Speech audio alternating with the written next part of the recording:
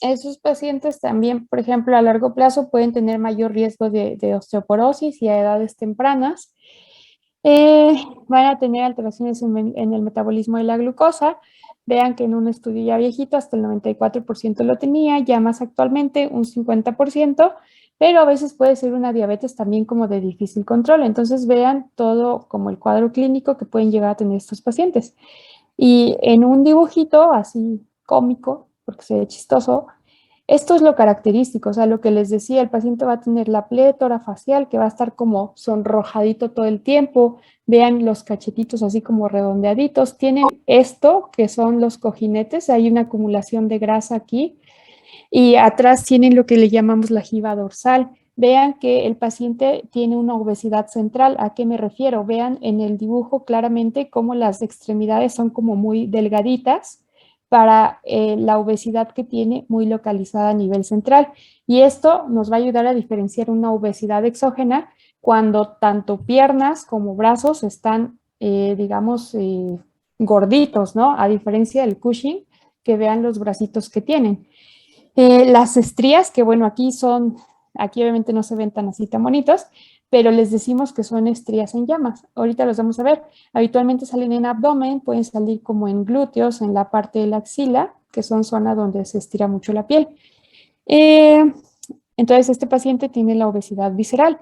También, o sea, toda la propia cuestión como proinflamatoria del exceso de glucocorticoides que nos va a generar esta obesidad visceral, pues también nos va a aumentar a su vez el riesgo de enfermedad cardiovascular, de esteatosis hepática, enfermedades metabólicas como lo que decíamos de la diabetes u otras cosas, ¿no?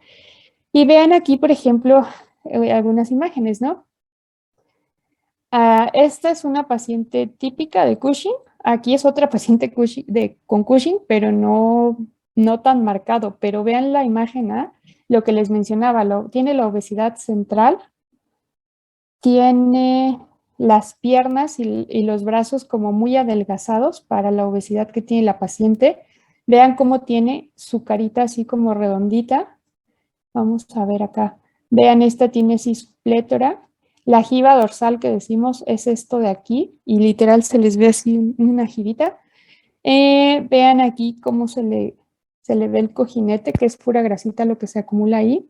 Las estrías que decimos que son estrías en llama, que porque se ven cuando están saliendo, se llegan a ver muy rojas, casi púrpuras, son verticales habitualmente y tienen más de 1 centímetro de ancho, entonces por eso es que le llamamos estrías en llama. Ya cuando empiezan a hacerse como estrías viejas, pues se ven blancas como todas las estrías viejas, pero igual quedan como un poquito más anchas, a diferencia, por ejemplo, de las estrías normales del embarazo o cuando uno sube de peso. Vean, la paciente aquí tiene un hirsutismo, pues no se ve muy bien por la foto, pero vean cómo como que la patilla se alarga de modo que le va a dar como esta impresión como de barba. Parece que tuviera un poco de acné y lo mismo, otra vez la cara como que bien redondeada, por esto que mencionábamos. Aquí vean la equimosis que tiene. Entonces, este es como un cuadro clínico así característico. Es común que estos pacientes desarrollen osteoporosis a edades muy, muy tempranas y pues esto va a condicionar un aumento en el riesgo de fracturas. Entonces, ¿cuál es la importancia de reconocer el hipercortisolismo? Pues que estos pacientes, a pesar de que demos un tratamiento adecuado, tienen un incremento en el riesgo de mortalidad mayor al de la población general que no lo tiene. También a largo plazo, aunque la densidad mineral ósea y la disfunción cognitiva mejoran un poco, pero la verdad es que estos pacientes jamás se vuelven a normalizar. Y también la calidad de vida mejora después de que se da un tratamiento exitoso, pero al igual cuando se compara con la población general, estos pacientes siguen sin tener la misma calidad de vida que alguien que nunca tuvo Cushing. De hecho, la obesidad habitualmente en ellos no se opera. Se ha visto en algunas series que hasta el 80% puede seguir siendo obeso a pesar de que el hipercortisolismo ya se haya resuelto. ¿Y estos pacientes de qué van a morir? Pues la principal causa en ellos de mortalidad van a ser las enfermedades cardiovasculares. Ahora, este es el cuadro clínico del hipercortisolismo, no importa si la fuente es endógena o exógena. Pero ya hablando de las causas de hipercortisolismo endógeno, decíamos que la principal causa va a ser la enfermedad de Cushing, o sea, los adenomas hipofisarios productores de ACTH. La causa, bueno, esta enfermedad de Cushing va a ser el 70% de todos los casos de hipercortisolismo endógeno, y aquí puede haber tanto causa hipotalámica o hipofisaria, que obviamente lo más común es que sea hipofisaria. Dentro de esto, pues lo más común es este adenoma, y cuando la causa es a nivel de hipotálamo, van a ser tumores que producen CRH. También hay tumores ectópicos, o sea, fuera de hipotálamo, que producen CRH, y en este caso esta CRH ectópica lo mismo, va a estimular a la hipófisis para que produzca ACTH. Eh, Hay otras causas ectópicas que como tal producen ACTH, dentro de las cuales lo más común es un carcinoma pulmonar de células pequeñas. De hecho, si a ustedes en algún momento les llegan a hacer alguna pregunta de un Cushing ectópico, lo más frecuente es que les pongan un paciente que tiene un carcinoma pulmonar de células pequeñas. ¿Y cuál sería la diferencia clínicamente de alguien que tiene enfermedad de Cushing con un ACTH ectópico? Que habitualmente los síntomas de ectópicos siempre son más rápidos y más severos.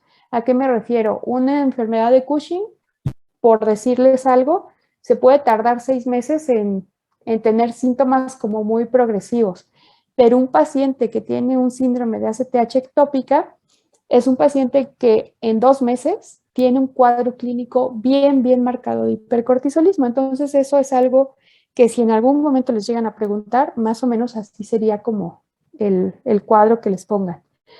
Ahora, puede haber también tumores productores de CRH, ya sea a nivel hipotalámico, pero también puede haber causas ectópicas, sobre todo tumores carcinoides, bronquiales, carcinoma medular de tiroides, carcinoma de próstata.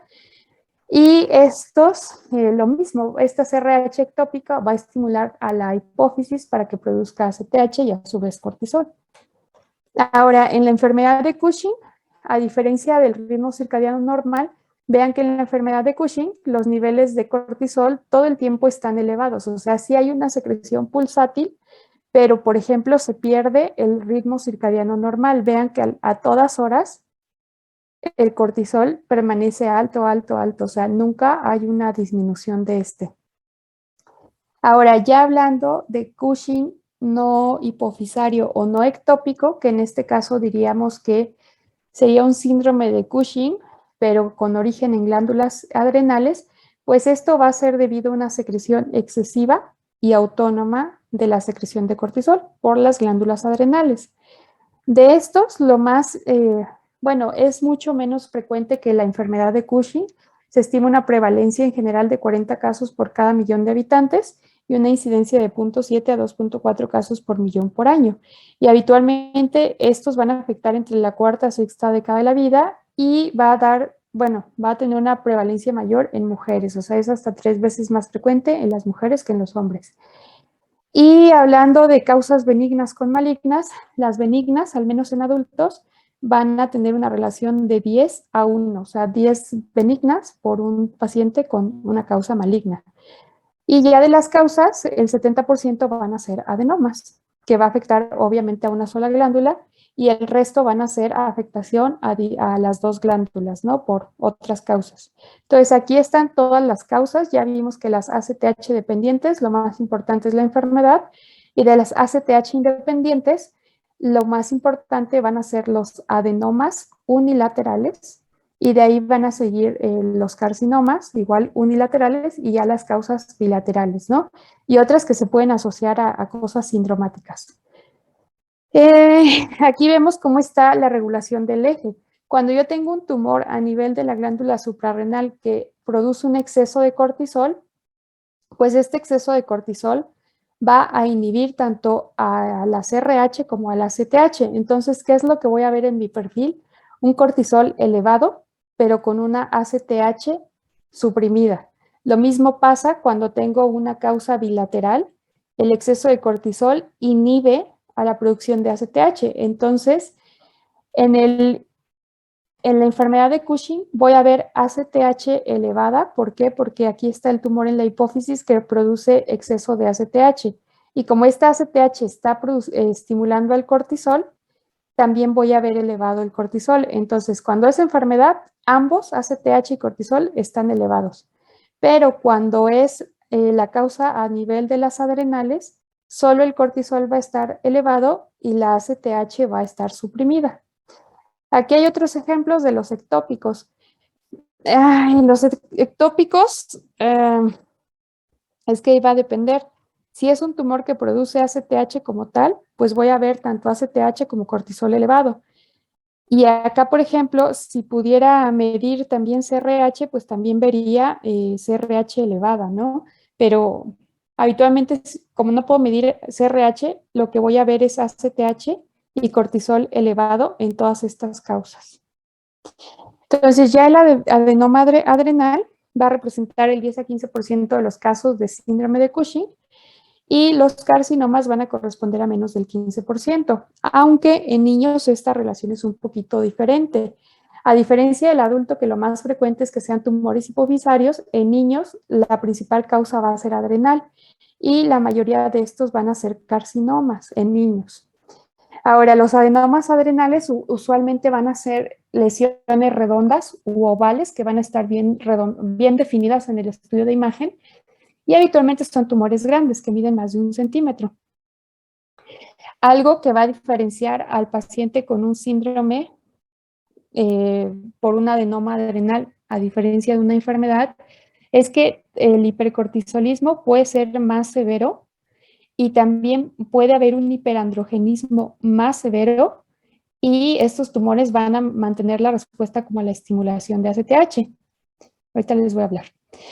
Entonces, hasta aquí ya vimos cuadro clínico y ya vimos como que las causas más comunes.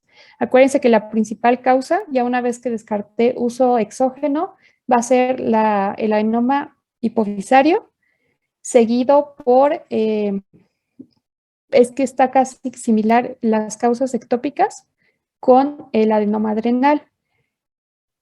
Pero acuérdense, puede que en algún momento les lleguen a preguntar un caso ectópico y a lo mejor ya les van a decir que el paciente ya tiene un antecedente o un diagnóstico de cáncer de pulmonar y que empieza con estas manifestaciones, entonces acuérdense que puede ser ectópico. Ahora, ¿cómo voy a hacer mi abordaje de estos pacientes? Primero, yo tengo que corroborar que efectivamente hay un hipercortisolismo endógeno, o sea que mi paciente no estuvo consumiendo esteroides de manera exógena. Entonces voy a usar pruebas de tamizaje. Estas pruebas de tamizaje tenemos varias. Puedo utilizar lo que es el cortisol salival nocturno y lo que voy a medir aquí es cortisol libre. Si ustedes se acuerdan cómo es el ritmo circadiano, en la noche yo espero que mi cortisol esté muy bajito. Sin embargo, un paciente con hipercortisolismo, este cortisol entre las 11 y 12 de la noche va a estar elevado. Entonces voy a darle, estos kits ya vienen del laboratorio, es como un hisopo que tú lo chupas, lo metes al tubito que trae como ahí algo para conservarlo y ya se mide el cortisol libre. Entonces la indicación es esto, que se toma entre las 23 y 24 horas del día, o sea, en la noche, y habitualmente se requieren 2 mediciones, ¿no? Como en 2 días como seriados. Ahora, un cortisol mayor a 2 nanogramos por mililitro sería el punto de corte para decir que mi paciente tiene hipercortisolismo endógeno. Si está menos de esto, entonces lo descartaría.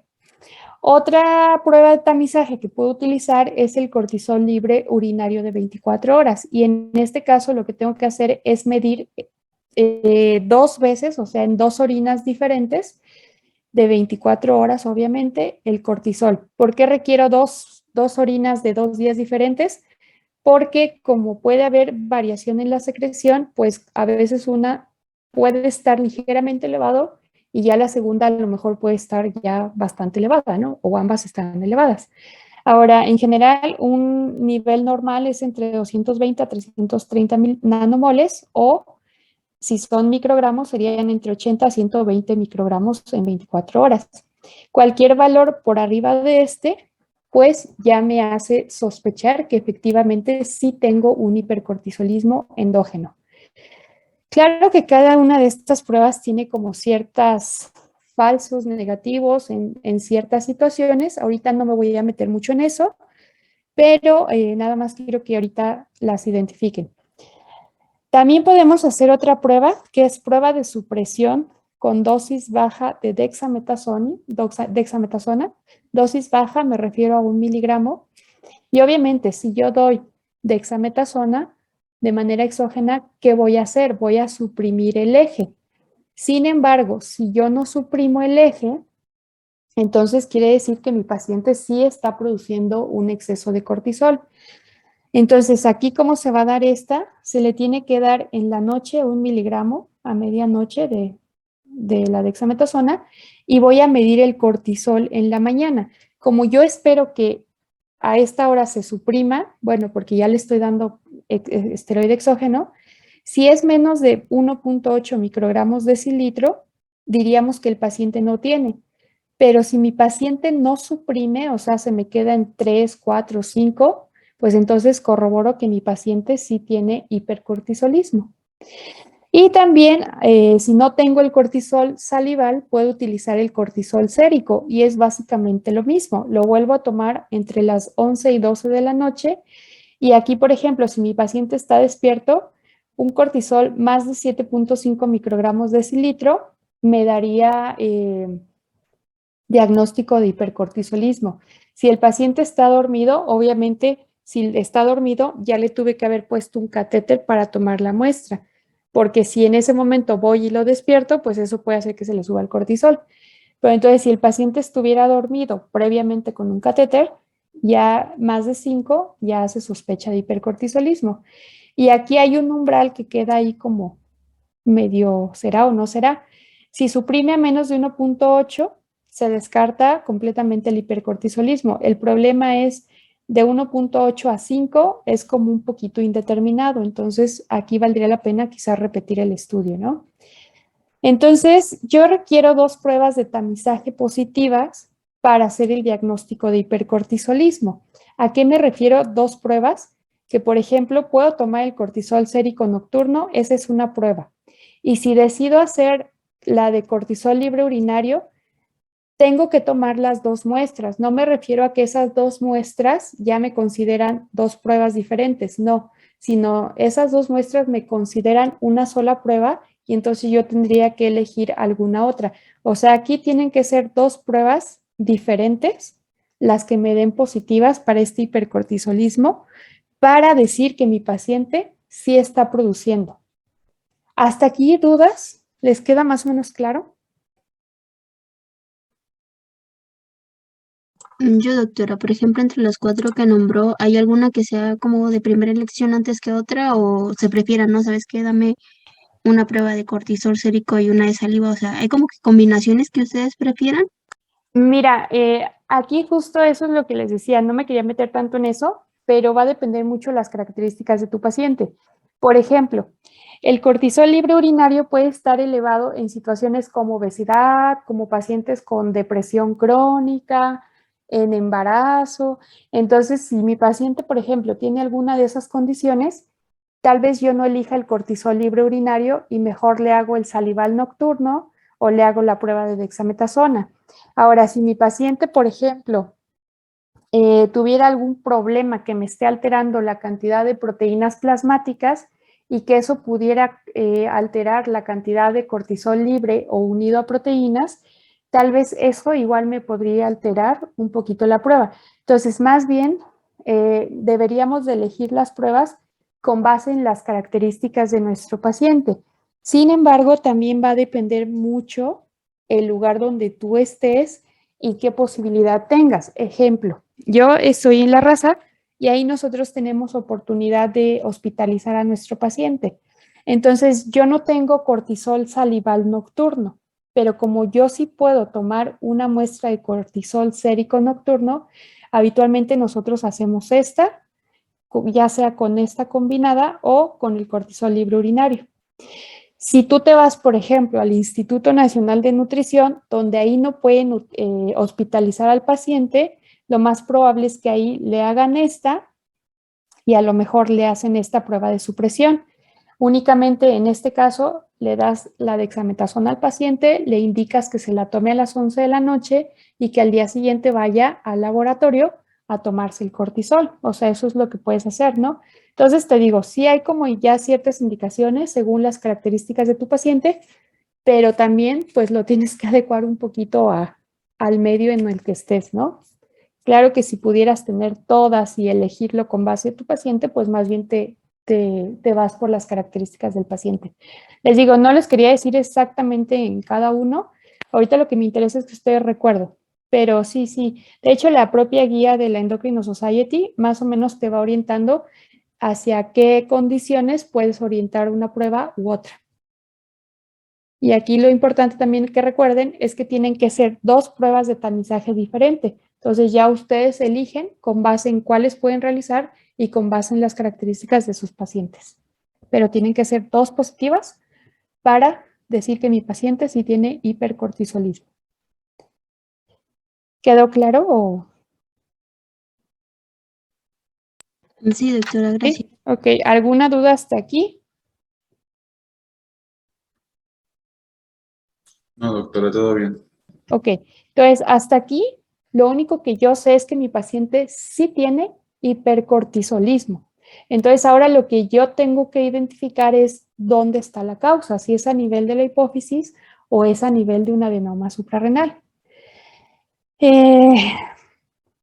Este algoritmo te dice, ya le confirmaste tu hipercortisolismo endógeno.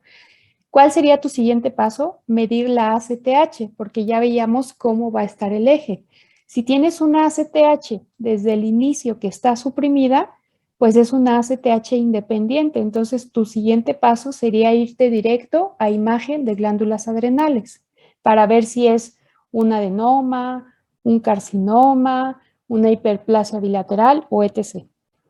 Si tienes una ACTH más de 20 o que ya incluso se te sale del rango de laboratorio, pues entonces dices que es una ACTH dependiente. Y como sabes que 70% de los casos son adenomas hipofisarios, pues lo primero que haría sería una resonancia magnética de hipófisis. Pero si resulta que como estos tumores suelen ser microadenomas, incluso a veces suelen ser muy pequeños, menos de 4 milímetros, puede que tu imagen no se vea nada. Entonces ahí lo que puedes hacer es irte a un estudio que se llama prueba de supresión con dosis alta de dexametasona o puedes irte hacia un cateterismo, ¿no? Vamos a ir primero a esta parte entonces. Ya demostré que tengo un hipercortisolismo y tengo una ACTH elevada. Ya hice mi resonancia magnética de silla turca y se ve el tumor, pues ya la hice, es una enfermedad de Cushing, hasta ahí me quedo, doy tratamiento. Pero si no se ve el tumor, ¿qué tengo que hacer? Pues tengo que hacer una prueba de supresión con dosis alta de dexametasona, que en este caso es lo mismo que la de dosis baja, pero en vez de 1 miligramo, aquí voy a dar 8 miligramos. Entonces, si mi cortisol se me suprime, bueno, más bien mi ACTH, se me suprime a más del 50%, quiere decir que sí se corrobora la enfermedad de Cushing.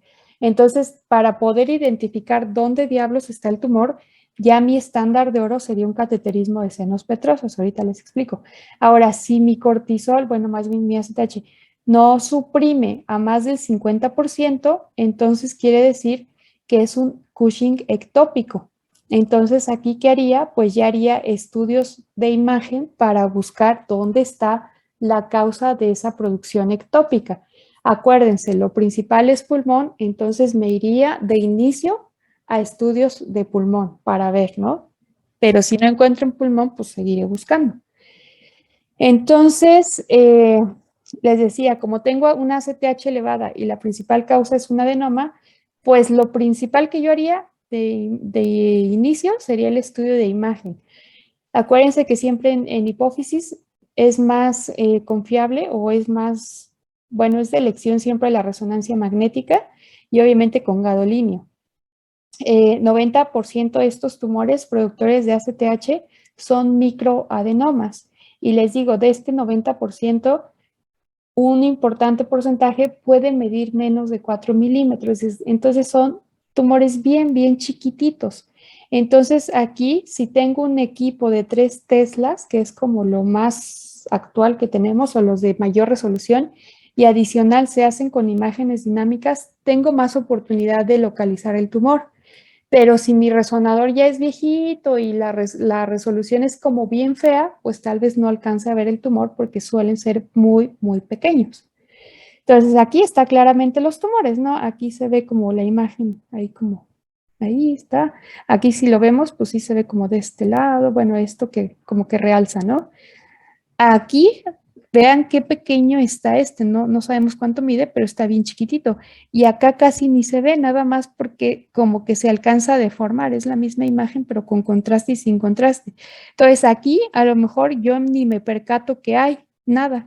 Y acá ya con los realces, pues ya se alcanza a ver que está hipotensa, ¿no? La señal. Entonces con esto, pero vean el tamañito que tiene, ¿no? O sea, son muy, muy pequeños y a veces es difícil localizarlos por la resonancia.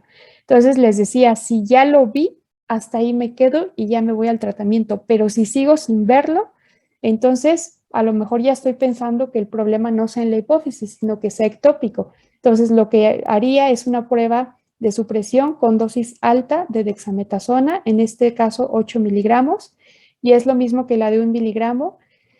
Le doy la dexametasona vía oral o intravenoso a las 11 de la noche y tomo un cortisol plasmático a las 8 de la mañana, que sería el basal. Entonces, si tengo esta supresión de más del 50%, corroboro que sí es hipofisario y pues estoy obligada a hacer el cateterismo para ver dónde diablos está el tumor.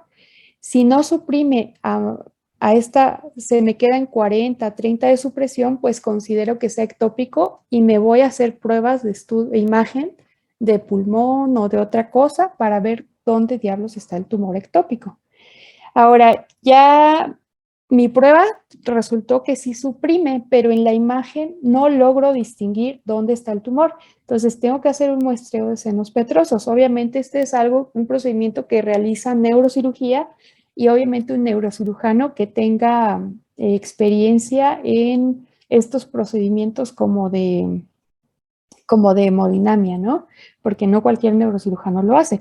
Lo que voy a hacer es que voy a entrar por la vena yugular, voy a meter mi catéter y lo voy a dirigir justo al seno cavernoso, de modo que mi catéter más bien llegue a lo que son los senos petrosos inferiores. Aquí es donde llega el catéter. Lo que hago es administrarle CRH, 100 microgramos, o si no tengo CRH, también se puede hacer con desmopresina, porque también este puede estimular. Entonces, al momento que yo doy esto, lo que voy a hacer es que voy a estimular la secreción de ACTH de ACTH, perdón. Entonces, digamos que si mi concentración de ACTH es mayor aquí que en la sangre periférica, entonces efectivamente también corroboro que aquí la causa es hipofisaria. Pero si mi concentración de ACTH es mayor en la sangre periférica que a nivel hipofisario, entonces digo que mi secreción es ectópica. Entonces ya cuando no logro como diferenciar con todo lo que ya hice, pues este ya sería mi gol estándar para diferenciar si es ectópica o no. Y también, por ejemplo, se tendrían que estimular de ambos lados para ver también, más o menos tratar de identificar dónde está localizado el tumor. ¿Dudas hasta aquí?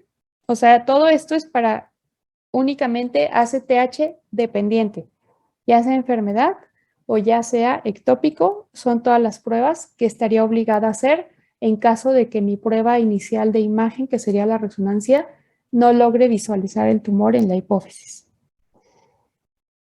Ahora, ya hablando del paciente que tiene un ACTH independiente, les decía, aquí no hay tanto rollo como en el otro, aquí simplemente hago una tomografía o resonancia de glándulas adrenales y pues ahí ya tengo que encontrar la causa, ¿no? Aquí lo ideal es que tomemos una tomografía computarizada y lo que voy a ver en estos pacientes es que son lesiones menos de 3 centímetros, pero habitualmente más de 1 centímetro, entre 1 y 3. Van a ser homogéneos, van a estar bien redondeados y con márgenes regulares, van a tener una cápsula periférica delgada y van a tener una densidad baja, menos de 10 unidades Hounsfield. Cuando le damos contraste va a haber un realce homogéneo de toda la lesión y un lavado rápido. Esto de lavado hay que pedir una tomografía contrastada con fase de lavado. Y lo que va a medir este lavado es qué tan rápido depuro este contraste. Obviamente esto me va a importar, es bien importante, esta sería como el método de elección cuando quiero ver adrenales, porque este lavado, si es rápido, lento o como sea, me puede orientar a si se trata de una lesión benigna, maligna, un feocromocitoma. Entonces es importante, no solamente se pide una tomografía computarizada de suprarrenales, no, sino se tiene que pedir contrastada y con fase de lavado, y eso te lo tiene que dar el radiólogo. Claro, lo pueden calcular, pero sí te tiene que dar todos los datos para que ustedes lo calculen o en su defecto, él ya te tiene que dar esto para que tú determines eso y ya te oriente a si es una lesión benigna o maligna. Y obviamente, como lo más probable es que sea un adenoma, pues la glándula que no está afectada puede estar un poco pequeña. ¿Por qué? Porque el cortisol en exceso de una sola glándula, lo que va a hacer a la otra glándula es que la puede suprimir, porque pues la otra dice, pues si ya hay mucho cortisol, pues ya no tiene caso que yo trabaje, mejor me inhibo. Entonces, el hecho de que deje de funcionar, pues a largo plazo puede hacerla más pequeña. Entonces aquí vean cómo se ve bien localizada la imagen. Acá también se ve bien localizada. Estas, por ejemplo, el adenoma derecho que viene siendo este. Aquí está nuevamente. Acá está. Bueno, y acá, por ejemplo, en diferentes fases, ¿no? Y lo que decíamos del lavado, en más de un 50 en fase tardía. O sea, vemos cómo se va saliendo como el contraste. Ahora, si no tuviera tomografía, pues puedo hacer una resonancia magnética. Habitualmente en T1 van a ser isointensos y van a tener una mayor intensidad que el hígado en T2 y va a haber una pérdida de señal en imágenes fuera de fase. Entonces aquí, por ejemplo, vean cómo se ve la lesión, ¿no? Que es como más oscurita que el hígado. Si no tengo nada de eso, pues puedo irme hacia estudios de medicina nuclear, que en este caso sería el gamagrama, y el radiofármaco que utilizamos es el yodo 131, 19 yodo colesterol. Así se tiene que pedir. Y en este caso vemos que esto va a ser concentrado meramente por el nódulo. ¿Por qué tiene colesterol? Pues porque recordemos que este es el precursor de todas mis hormonas esteroides, bueno, es el precursor de la esteroidogénesis. Por eso es que este colesterol pues, va a ser captado por la glándula. Lo vamos a dejar hasta aquí. Ya nada más sería cuestión de ver el tratamiento ya de ambas formas. Y ya son poquitas diapositivas. El jueves terminamos esto. Les doy lo de hipertensión secundaria, obviamente cuestiones endocrinológicas. Nos vamos a enfocar más a feocromocitoma y la hiperaldosteronismo primario. Con eso terminaríamos ya básicamente lo de suprarrenales. Y si todavía tienen tiempo, el martes les puedo dar lo que faltaría de calcio. Nada más como abordar hipocalcemia e hipercalcemia. Pero bueno, los veo el jueves y ya ustedes me dicen si la siguiente semana quieren ver lo de calcio o ya. Ok, Sí, doctora, muchas gracias. Sí, doctora, Ok. gracias. Bueno, entonces ya los dejo, descansen. Hasta luego. Gracias, igualmente, doctora. Bye.